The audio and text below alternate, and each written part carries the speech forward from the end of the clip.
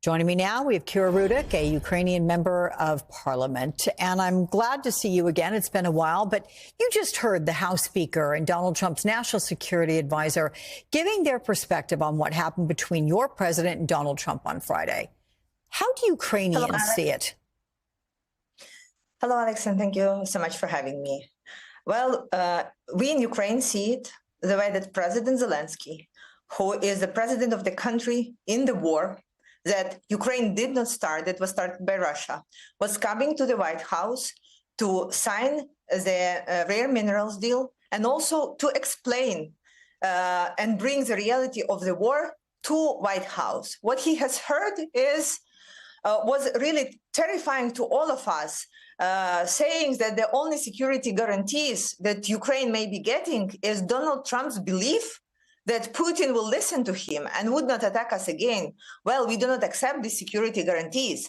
And President Zelensky was trying to explain that we have already been there. We have already had agreements with Putin. We had a ceasefire with Putin. And you know what? It never worked. Moreover, we have paid an ultimate price with the lives of our people for the illusions that were there in the past. And he was trying to persuade President Trump not to repeat these mistakes of the past. And look where it all got us. But there is one thing that is clear on a human level. I just hope, Alex, that when President was standing up to Donald Trump, he knew that his country is behind him and his people are behind him. Because it is true, and we really are. Even though I'm a leader of an oppositional party, I think right now we need to stand together, same way as we were doing that before. Well, I'm sure he'll appreciate hearing that and having that sense of unity behind him. But what do you think it would take to repair this relationship between Zelensky and Trump? Well, Alex, we have a great example of over the last 2 weeks, Donald Trump was calling Zelensky a dictator and saying that Ukraine started the war. And then when asked, he didn't even remember that he said that. And so I think if we let a couple of days slide, I think perhaps maybe we should change the negotiator and we can start moving forward. We have President Macron and Keir Starmer behind us, I think, trying to soften the situation. Honestly, I don't think anyone wanted it to end this way, but we have what we have.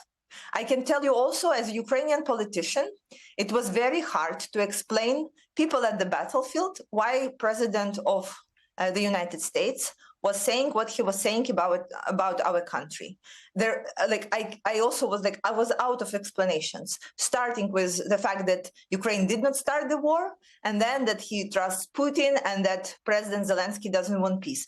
We are the country that wants peace the most, because every night we are under attack and we are paying the price. But we also know that the previous ways of trying to end it did not work.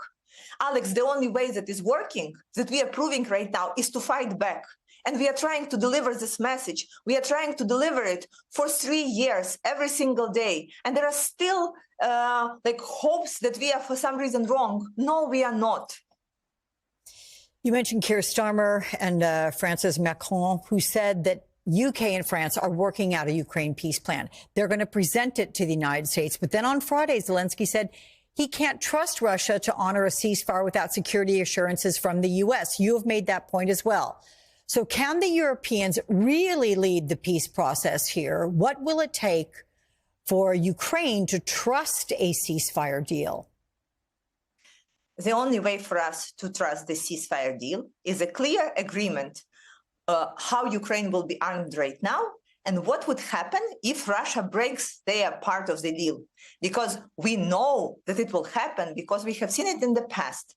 So as of right now, we have not seen anything feasible at the table that would explain this. So we heard that everyone wants ceasefire. We heard that it would be great to have it, but we did not hear as of right now from anyone what is exactly the plan. And we hope and we know that there are some discussion behind the scenes that our allies will be ready to present at some point, but it needs to be a practical way because we have been with Russia in the ceasefire since 2014. We have been telling the world Russia is breaking their part of the deal.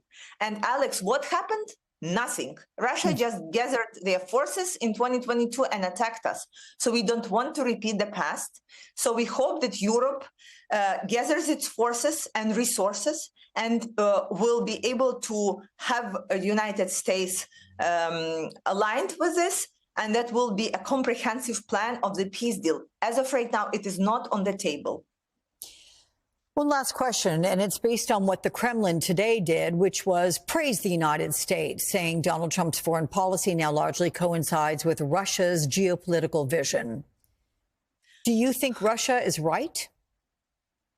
I think Americans should be concerned if Russia is saying that their president's vision is coinciding with Russia's. We know that Russia is allies with Iran, North Korea, and China. Is it the team you want to be a part of? That is a question, and we'll leave that rhetorically there and see if others can answer it. Kira Rudik, it's good to speak with you. We do think about you. Trust me, we do. And best of luck with everything.